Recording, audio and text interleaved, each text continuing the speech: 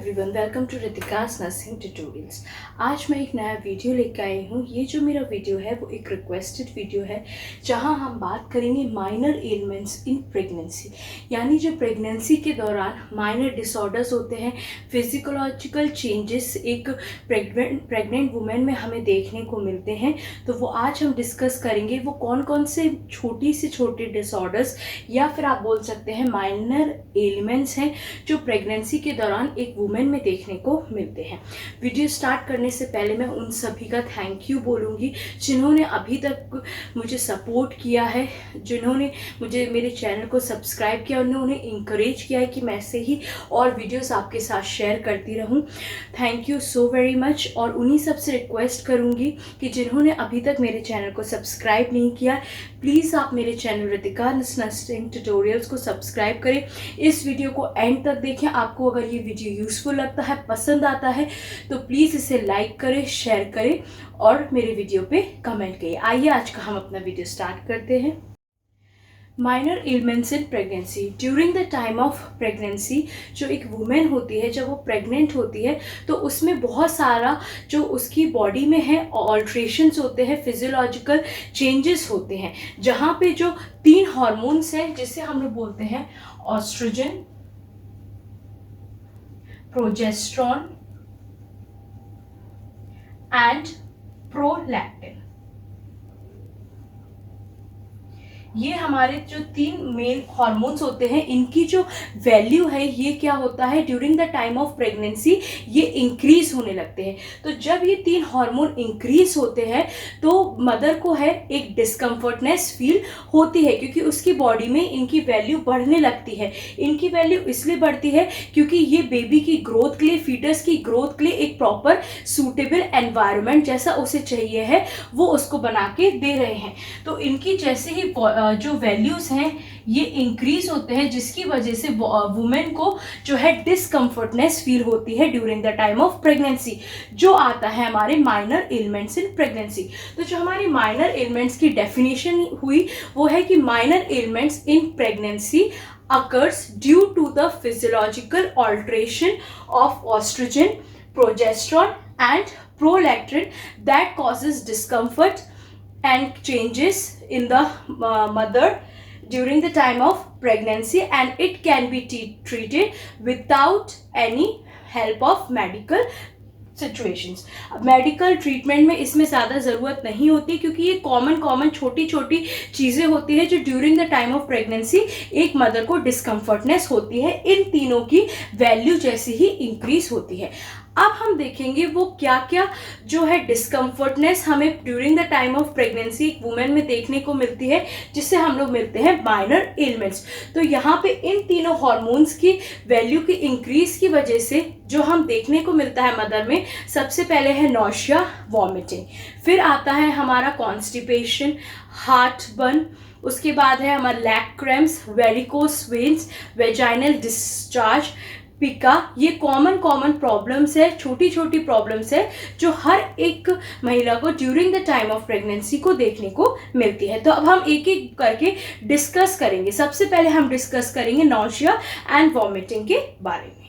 तो अब हम देखेंगे हमारे माइनर एलिमेंट्स। तो सबसे पहले आता है माइनर एलिमेंट्स में नॉशिया एंड वॉमिटिंग, जो कॉमन है, जिसे हम माइनर यानी जो मोस्ट पॉसिबल कॉमन सिम्टम्स हैं, जो डिसऑर्डर्स हैं प्रेगनेंसी में देखने को मिलते हैं। फिर है backache, constipation,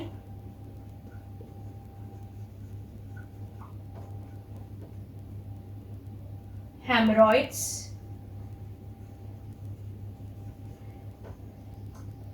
leg cramps, varicose veins,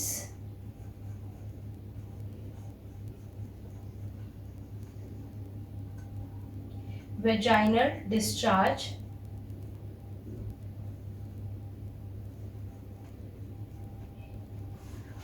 heart burn,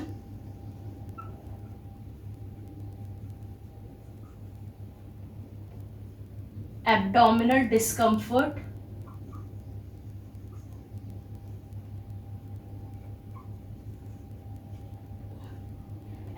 पिका।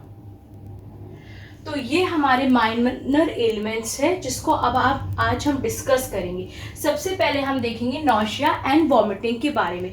तो नौशिया और वॉमिटिंग है ये स्टार्ट हो जाता है at the 10th weeks of pregnancy, हमें मोस्टली देखने को मिलता है।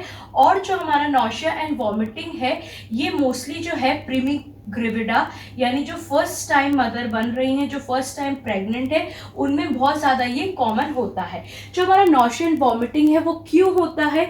Due to the increase of HCG। जब हमारी बॉडी में जो है HCG की वैल्यू इंक्रीज हो जाती है तब है नौशिया वॉमिटिंग कॉज होता है। जैसे ही जो एक वुमेन है उसका फर्स्ट सेकंड जो पीरियड मिस होता है, उसके बाद जब उसका ट्रिमेस्टर स्टार्ट होता है, गेस्टेशनल टाइम स्टार्ट होता है, 10th वीक ऑफ प्रेगनेंसी पे उसको नौशिया वॉमिटिंग फील होती है, जो कि एंड हो जाता है हमारे सेकेंड ट्रिमेस्टर तक। और ये कॉमनली देखने को मिलता है प्रीमी ग्रेविडा पे, और ये होता है due to the increase of HCG in the body. तो ये सबसे पहले होता है। अगर नौशिया एंड वॉमिटिंग वुमेन को है तो हम लोग उनको सिंपली बोलेंगे कि जो ग्रीसी है या ज़्यादा आप बोल सकते हैं मिर्च मसाले वाले खाने हैं, ज़्यादा तेल वाला खाना है, ज़्यादा स्पाइसी खाना है, आप उसको अवॉइड करिएगा। साथ ही साथ उनकी जो है अधिक से अधिक पानी लीजिएगा, फ्लूइड्स का इंटेक ज़्यादा होना चाहिए, जैसे कि आप जूस पी सकते हैं, नारियल पानी पी सकते हैं, या अधिक से अधिक है at least 2 litres of water consume करें।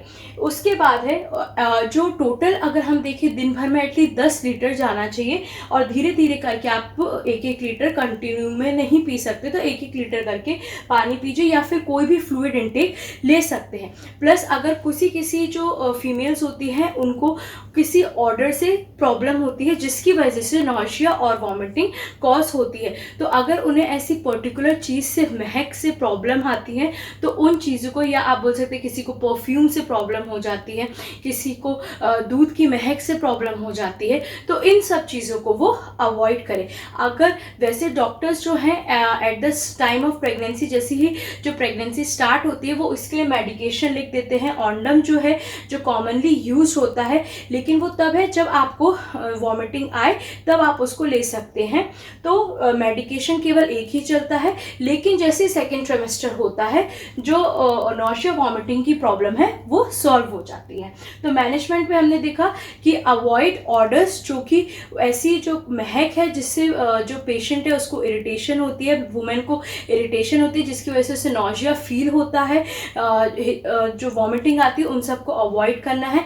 अधिक से अधिक पानी, डायरेटिक्स या फ्लूइड का इंटेक ज़्यादा करना है। उसके बाद ये है कि मेडिकेशन अगर डॉक्टर ने ली है और आपको लगता है कि आपको वॉमिटिंग आ रही है तो फिर हम उस मेडिकेशन को लेंगे। साथ ही साथ अगर देखते हैं कि जैसे जो वॉमिटिंग और वॉमिटिंग है वो ज़्यादा बढ़ गई है, मतलब कंटिन्यूसली हो ही जा रही है, 2 महीने हो गए, 3 महीने हो गए, ज़्यादा हो रही है, तब वहाँ पर ये है कि हम मेडिकल जो है ट्रीटमेंट लेंगे, जहाँ पे जो है हम फ्लूइड जो इम्बैलेंस हुआ है, इलेक्ट्रोलाइट इम्बैलेंस हुआ है, उसको हम बैलेंस करने के लिए IV फ्लूइड्स इनटेक करेंगे। तो ये था हमारा नौशिया एंड वॉमिटिंग के बारे में। अब हम डिस्कस करेंगे बैक एक के बारे में। तो अब हम नेक्स्ट देखते हैं हमारा बैक एक। बैक एक है, ये एक कॉमन है जो हम देखने को मिलता है during the time of pregnancy. ये होता है due to the physiological changes that occurs at the time of pregnancy. Physiological changes जो प्रेगनेंसी के टाइम पे हमें एक मदर में देखने को मिलते हैं। अगर जो मदर है हाई हील्स अगर वो ज़्यादा पहनती है, हाई हील्स ज़्यादा पहनती है, ज़्यादा टाइम तक जो है खड़ी रहती है, और अगर उसका जो वेट गेन है वो ज़्यादा है, जिसकी वजह से क्या होता है बैक एक हमें देखने को मिलता है। तो अगर जो मदर है उसको यूरिनरी इन्फेक्शन है, किसी भी प्रकार का UTI है, यूरिनरी इन्फेक्शन है, या उसका हाई हील्स ज़्यादा प्रेफर करती है, उसका वेट जो है ज़्यादा गेन हो रहा है, या फिर वो स्टैंडिंग जो है बहुत ज़्यादा टाइम तक खड़ी रहती है during the time of pregnancy, तो बैक एक जो है उसके ज़्यादा चांसेस बढ़ जाते हैं। इसमें जो हम मैनेजमेंट करेंगे वो सिंपली है कि हम मदर को ये बोलेंगे कि वो जितना रेस्ट ले सकते हैं उतना रेस्ट ले। सबसे पहले अगर उनका वेट गेन हो रहा है तो जो है वो अपने वेट को कम करें। सेकेंडली जो है जब वो लेटती हैं या बैठती हैं तो जो एंकल है अपने फुट है उसके नीचे वो पिलो का यूज़ कर सकती है। पिलो नीचे लगा के उसके बाद जो उनके जो लेग्स है वो एलिवेटेड होने चाहिए, तो इससे क्या है उनको आराम मिलेगा, बैक एक कम होगा, बैक पेन कम होगा। और ज़्यादा है तो वो क्या कर सकती हैं, लोकल हीट एप्लीकेशंस को यूज़ कर सकती हैं। यानी जैसे उनका बैक एक हो रहा है तो हल्का कुनकुने पानी से वो क्या कर सकती हैं, अपने बैक मसल्स की मसाज कर सकती हैं, लेकिन पानी ज़्यादा गर्म नहीं होना चाहिए और ना ज़्यादा ठंडा होना चाहिए। तो मसल्स पे रखने से उसको आराम मिलेगा, तो उससे क्या होगा, जो बैक एक है वो कम होगा। प्लस जो है साथ ही साथ उनको एंटीनेटल जो एक्सरसाइज है वो करते रहना चाहिए। क्यों करता रहना चाहिए, जिससे कि अगर उनका जो वेट गेन हो रहा है तो वेट जो है कम हो जाए। तो ये है हमारा बैक एक, जो कि एक कॉमन है जो हमें मोस्टली देखने को मिलता है और जो है मोस्टली प्रेगनेंसी के टाइम पे जो फीमेल्स हैं उनको होता है। अब हम नेक्स्ट देखते हैं हमारा कॉन्स्टिपेशन। अब हम देखते हैं हमारा जो नेक्स्ट है हमारा कॉन्स्टिपेशन। तो कॉन्स्टिपेशन ये भी बहुत ज़्यादा कॉमन है। ये क्यों होता है, due to the atonicity of the gut. ये क्यों कॉज होता है, अटोनिसिटी ऑफ द गट, जिसकी वजह से जो प्रोजेस्टेरॉन का जो प्रेशर होता है वो हमारे बढ़ते हुए यूट्रस पे पड़ता है। तो जब बढ़ता हुआ यूट्रस पे प्रेशर पड़ेगा तो वो सीधे प्रेशराइज करेगा हमारे पेल्विक कॉलम को, जिसकी वजह से जो कॉन्स्टिपेशन है वो एक वुमेन में during the time of pregnancy देखने को मिलता है। So it is due to the atonicity of gut in which effect of progesterone, जिसे हम बोलते हैं due to the effect of progesterone, जो क्या करेगा, प्रेशर देगा हमारे, प्रेशर एट ग्रेविड यूट्रस, और इसका जो प्रेशर पड़ेगा वो सीधे पड़ेगा हमारे पेल्विक कॉलम पर, जिसकी वजह से कॉन्स्टिपेशन की जो प्रॉब्लम्स है वो हमें देखने को मिलेगी। अब जो इसमें हम मैनेजमेंट करेंगे, मैनेजमेंट में क्या करेंगे हम, जो वुमेन है, जो फीमेल है, जो प्रेग्नेंट है, उसको हम बोलेंगे अधिक से अधिक फ्रेश वेजिटेबल्स, फ्रेश फ्रूट्स का इंटेक करें। सबसे ज़्यादा होल ग्रेन्स है, सीरियल्स है, ब्रेड्स है, ब्राउन राइस है, फ्रूट्स और वेजिटेबल्स, ये अधिक से अधिक पूरी न्यूट्रिशियस डाइट ले, जिसमें सब कुछ हो, फाइबर्स हो, कार्बोहाइड्रेट्स हो और हमारा विटामिन्स हो, मिनरल्स हो, ये सब एक डाइट में होना चाहिए। तो मैनेजमेंट में हम सबसे पहले बोलेंगे कि एक होल फुल ग्रेन डाइट ले। उसके बाद जो है एटलीस्ट दिन में 10 to 12 ग्लासेस ऑफ फ्लूइड का इंटेक होना बहुत ज़्यादा ज़रूरी है, क्योंकि जितना अंदर बॉडी में पानी जाएगी, बॉडी जो है उतनी हाइड्रेटेड होगी और कॉन्स्टिपेशन के चांसेस क्या होंगे, वो कम हो जाएंगे। तो जो पानी है वो जूस के फॉर्म में भी ले सकती है, बट कोशिश ये करे कि नॉर्मल पानी जाए, at least 10 to 12 glasses of normal water. उसके अलावा अगर उसको जूस प्रेफर कर रही है या नारियल पानी कर रही है तो वो भी पी सकती है। और ये हमारा मेन था कॉन्स्टिपेशन के बारे में। और साथ ही साथ जो पर्क्यूरेटिव है उनको अवॉइड करना है, क्योंकि अगर वो पर्क्यूरेटिव लेती है तो जिसकी वजह से क्या होता है, possibility of induction of labour बढ़ जाती है। तो ये था हमारे कॉन्स्टिपेशन के बारे में। नेक्स्ट आता है हमारा लेग क्रैम्प्स। अब जो हमारा लेग क्रैम्प्स है ये भी बहुत ज़्यादा कॉमन है, जो महिला बताती हैं during the time of pregnancy कि उनको बहुत ज़्यादा दर्द हो रहा है, मसल स्पैज्म हो रहा है। वो क्यों होता है, leg spread due to the deficiency of calcium. अगर बॉडी में कैल्शियम की कमी हो रही है, ऑब्वियसली सी बात है कैल्शियम की कमी होती है, तभी हम लोग सप्लीमेंट्री साथ ही साथ देते हैं। अगर आप दूध ले रहे हैं, पनीर ले रहे हैं, सब कुछ ले रहे हैं, लेकिन साथ ही साथ जो सप्लीमेंट्स डॉक्टर प्रिस्क्राइब करता है आयरन, फॉलिक, कैल्शियम के, ये इसलिए करता है क्योंकि यूरिन के द्वारा मोस्टली जो कैल्शियम है वो निकल जाता है, और अगर डेफिशिएंसी ऑफ कैल्शियम होती है तो लेग क्रैम्प ज़्यादा होते हैं, और साथ ही साथ जो है हमें जो बच्चा है उसकी जो है डिफॉर्मिटीज ऑफ बोन्स भी पाई जाती है। तो इसलिए जो है इसके साथ साथ हम कैल्शियम सप्लीमेंट्रीज मैनेजमेंट भी देंगे। लेकिन जो यहाँ पे लेग क्रैम्प्स है वो होते हैं due to the deficiency of calcium, या फिर आप बोल सकते हैं इंक्रीज ऑफ फॉस्फोरस। अगर बॉडी में फॉस्फोरस बढ़ रहा है, कैल्शियम डिक्रीज हो रहा है, तो there will be leg cramps और मसल स्पैज्म। इसके मैनेजमेंट के लिए हम बोलेंगे, पहली बात तो कैल्शियम और फर्स्ट जैसे ही प्रेगनेंसी होती है डॉक्टर स्टार्ट कर सकते हैं कैल्शियम, फॉलिक एसिड और जो हमारे B12 हैं, विटामिन, ये सारे देते हैं। इसके साथ साथ जो हम घर पे मैनेजमेंट कर सकते हैं अगर लेग क्रैम्प्स हो रहा है, कि ये है कि जो वेट गेन है उसको हमें कम करना है, जिसके लिए हम लोग एंटीनेटल एक्सरसाइजेस घर पे कर सकते हैं। क्योंकि अगर वेट गेन भी हो रहा है तो भी लेग क्रैम्प्स की प्रॉब्लम होगी। तो हमें क्या करना है, एक्सेसिव वेट गेन को अवॉइड करना है। तो एंटीनेटल एक्सरसाइज हम घर पे कर सकते हैं। साथ ही साथ हम क्या कर सकते हैं, मसाज कर सकते हैं अपने लेग्स का, और वहाँ पे लोकल हीट एप्लीकेशन अप्लाई कर सकते हैं। अगर जहाँ पे आपको दर्द क्रैम्प्स उठ रहे हैं तो आप वहाँ पे क्या है गर्म पानी से सिकाई कर सकते हैं, या फिर आप कुनकुने पानी में जो बाल्टी है उसमें रख के आप दिन में थोड़ी 5-10 मिनट के लिए बैठ सकते हैं। और साथ ही साथ जब जो आप अगर ज़्यादा देर तक समय तक खड़े हो रहे हैं या फिर आप बैठ भी रहे हैं लेकिन आपके लेग्स क्रॉस होके आप बैठ रहे हैं, तो उस चीज़ को अवॉइड करना है। ज़्यादा खड़ा होना, ज़्यादा बैठना, वो भी लेग्स क्रॉस करके, ये सब अवॉइड करना है। साथ ही साथ आपको एंटीनेटल एक्सरसाइज कंटिन्यू रखना है, जिससे कि आपका ज़्यादा वेट गेन ना हो। आपके लेग्स की जो है मसाज करना है। आप लोकल हीट एप्लीकेशंस का यूज़ कर सकते हैं जहाँ पे आपको आराम मिले। तो ये था हमारे लेग क्रैम्प्स के बारे में। तो जो अब हम नेक्स्ट देखते हैं वो है हमारा हार्टबर्न, या फिर आप बोल सकते हैं उसको एसिडिटी। ये जो हार्टबर्न और जो एसिडिटी है वो मोस्टली फर्स्ट टाइम जो है वो प्रेगनेंसी में ही देखने को मिलती है फीमेल्स को। अगर उनकी पहले की कोई हिस्ट्री सी ना हो तो मोस्टली ये during the time of pregnancy ही देखने को मिलती है। जो हार्टबर्न होता है वो क्यों होता है, due to the relaxation of esophageal sphincter, due to the relaxation of esophageal sphincter, जिसकी वजह से क्या होता है, जब इसोफेजियल स्फिंक्टर रिलैक्स होता है और जो हमारा यूट्रस है वो इंक्रीज होता जा रहा है, तो उस पर क्या होता है, प्रेशर पड़ता है, जिसकी वजह से हार्टबर्न या फिर एसिडिटी होती है। तो इसमें जो हम मैनेजमेंट है वो ये देंगे कि हम पेशेंट से यही बोलेंगे कि एकदम खाना खाने के बाद वो बेड पे ना लेटे या ना बैठे, थोड़ा है कि वो वॉकिंग करे, और जो ज़्यादा स्पाइसी है, मसालेदार वाले खाने हैं उनको अवॉइड करें, जो स्पाइस है वो कम रखे खाने में। साथ ही साथ यहाँ पे हम जो है लिक्विड एंटासिड्स को देंगे,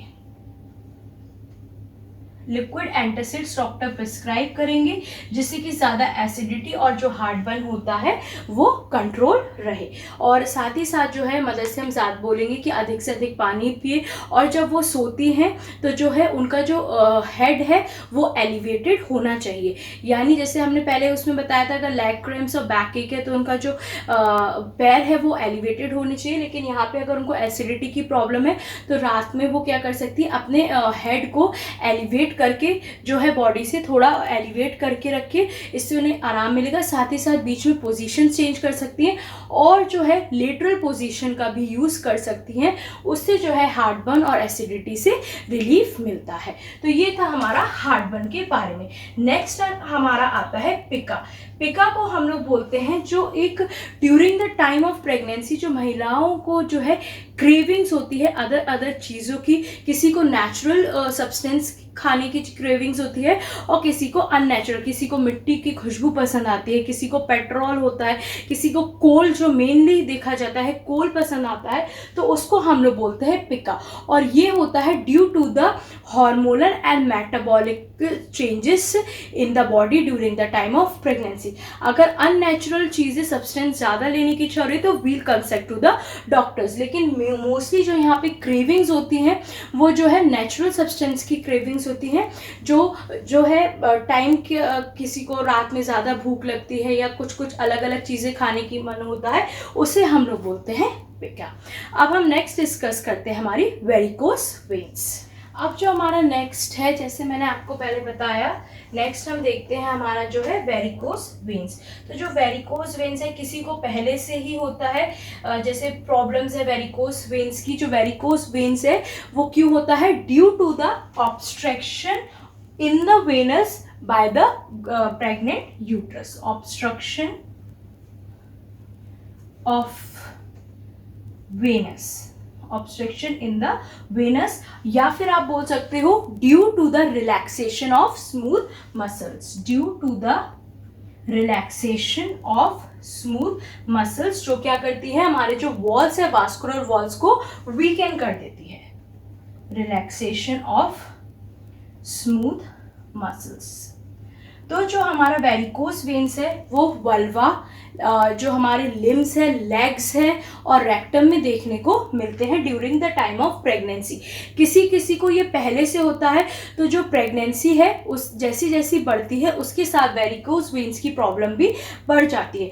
जो वेरिकोस वेन्स है ये शुरू के महीनों में नहीं दिखता है, जैसे ही सेकेंड ट्रिमेस्टर ख़त्म होता है या बहुत उसके बाद 4th-5th मंथ में वेरिकोस वेन्स की प्रॉब्लम देखने को मिलती है। और ये होता है जो स्मूथ मसल्स है रिलैक्स हो जाती हैं और जो ऑब्स्ट्रक्शन हो जाता है in the venous in return by the pregnant uterus, जिसकी वजह से जो है हमारी जो वास्कुलर वॉल्स होती हैं वो वीकेन हो जाती हैं। तो अगर किसी को वेरिकोस वेन्स है तो उसको हम मैनेजमेंट में यही देंगे कि फॉर लेग्स के लिए, जैसे मैंने बताया, फॉर लेग्स के लिए उनको बोलेंगे कि जो उनका लेग है आप बॉडी से जो है उसको एलिवेटेड करके रखिए इन कंपैरिजन टू बॉडी। उसके बाद जो वो मसाज करती हैं तो ज़्यादा फोर्सफुली या प्रेशर देके मसाज ना करें, स्पेशली जो नीचे की तरफ है वहाँ पर जो है मसाज ज़्यादा फोर्सफुली ना करें, क्योंकि वहाँ पे ऑलरेडी वेनस का ऑब्स्ट्रक्शन हुआ है, तो डाउनवर्ड फोर्सफुली मसाज ना करें। साथ ही साथ है यहाँ पे जो है इलास्टिक क्रेप बैंडेजेस का हम यूज़ करते हैं, जिससे कि जो महिला है उसको मूवमेंट करने में ईजी हो। और साथ ही साथ बोलते हैं जो रेस्ट है वो प्रॉपर तरीके से रेस्ट करें, और जब भी वो बैठे या उठे लेटे तो वो है कि अपने लेग्स को एलिवेट करें और साथ ही साथ क्रेप बैंडेजेस का यूज़ करें। अगर ज़्यादा प्रॉब्लम्स है जैसे वल्वा की है या आप बोल सकते हो रेक्टम में है, तो वहाँ पे जो सर्जरी है during the time of pregnancy नहीं करेंगे। जो भी होगा जैसे ही जो प्रेगनेंसी हो जाएगी उसके बाद हम उस चीज़ पे सर्जरी करेंगे। तो ये था हमारा वेरिकोस वेन्स के बारे में। अब जो हम नेक्स्ट देखते हैं, जैसे वो दिखता है कि vaginal discharge during the time of pregnancy होता है, तो जो फीमेल है वो डर जाती है कि वाइट वाटरी निकल रहा है, डिस्चार्ज हो रहा है, जो कि हम जिसे बोलते हैं लिकोरिया। ये बहुत ही ज़्यादा कॉमन होता है during the time of pregnancy. और ये क्यों होता है? Due to the increase of estrogen stimulation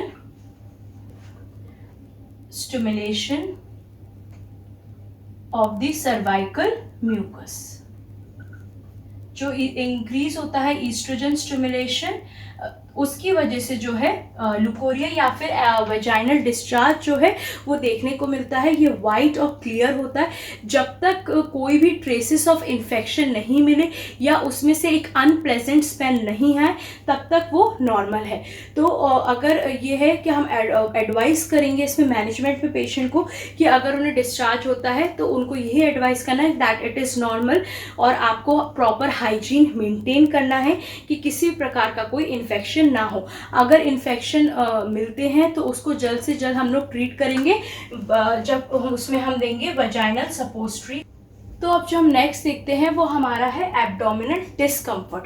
abdominal discomfort क्या होता है? Due to the pressure, due to the pelvic heaviness, क्योंकि जैसी जैसी अब फीटस ग्रो कर रहा है तो यूट्रस का साइज जो है बढ़ रहा है, जिसकी वजह से जो एब्डोमिनल वॉल है, जो है प्रेशर है पेल्विक पे वो बढ़ रहा है, जिसकी वजह से एक फीमेल को एब्डोमिनल डिस्कम्फर्ट हो सकता है। जैसे अब वो प्रॉपर तरीके से लेट नहीं पा रही है, उठने में दिक्कत है, तो ये सारी चीज़ें आती हैं हमारे एब्डोमिनल डिस्कम्फर्ट में, जो होता है due to the heaviness, due to the pressure of the pelvic, या फिर आप बोल सकते हैं pressure of the uterus on the abdominal walls और pelvic regions। तो इसमें हम एडवाइस करेंगे फीमेल को कि जब वो लेटती हैं तो अगर लेटरल पोजीशन पे लेट रही हैं तो आप वो पिलो का साइड में रख के सो सकती हैं। साथ ही साथ बार बार पोजीशंस को चेंज करें। फिर रिपीट करूँगी मैं कि जो वेट गेन है उसको ना होने दें, उसके लिए आप एंटी नेटल एक्सरसाइज को कर सकते हैं। तो ये था हमारा एब्डोमिनल डिस्कम्फर्ट। फिर हम छोटे छोटे इसी में और चीज़ें देखते हैं जो during the time of pregnancy देखने को मिलती है, जैसे कि यूरिनरी है फ्रीक्वेंसी वो बढ़ जाती है, क्योंकि जो है ब्लैडर का साइज, जो ब्लैडर है उसकी कैपेसिटी स्मॉल हो जाती है, क्योंकि ग्रोइंग यूट्रस के साथ जो है प्रेशर बढ़ने लगता है, जिसकी वजह से कैपेसिटी ऑफ ब्लैडर कम हो जाती है। तो जो फ्रीक्वेंसी है यूरिनेशन की वो ज़्यादा होने लगती है, जिसकी वजह से उनको डिस्कम्फर्टनेस होती है। और इसी के साथ साथ क्या होता है, रात में उनकी जो बार बार है प्रॉपर तरीके से स्लीप नहीं आ पाती है, इंसोम्निया की प्रॉब्लम होती है, क्योंकि बार बार उन्हें यूरिनेशन के लिए जाना रहता है। साथ ही साथ है कि एक अगर फर्स्ट टाइम प्रेगनेंसी है तो एक एंजाइटी और फियर रहता है, जिसकी वजह से इंसोम्निया प्रॉब्लम हो जाती है। तो यहाँ पे हम एडवाइस करेंगे कि अगर मदर सोने से पहले जो है वार्म जो मिल्क है उसको ले सकती है, इसकी वजह से उनको नींद भी बहुत अच्छी आएगी। और जो इनटेक है फ्लूइड का रात के समय थोड़ा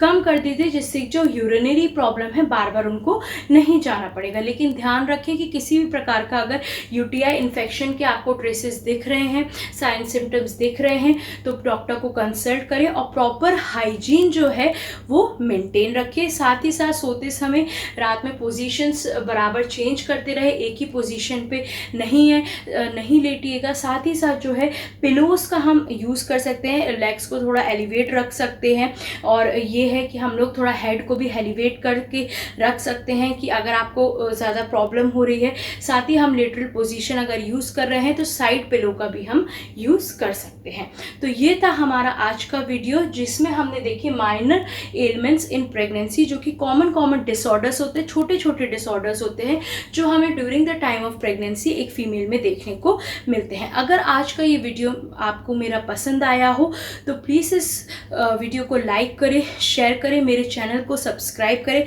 अब हम मिलते हैं हमारे नेक्स्ट वीडियो में एक न्यू टॉपिक के साथ। Till then take care, bye bye and please stay safe. Thank you so much.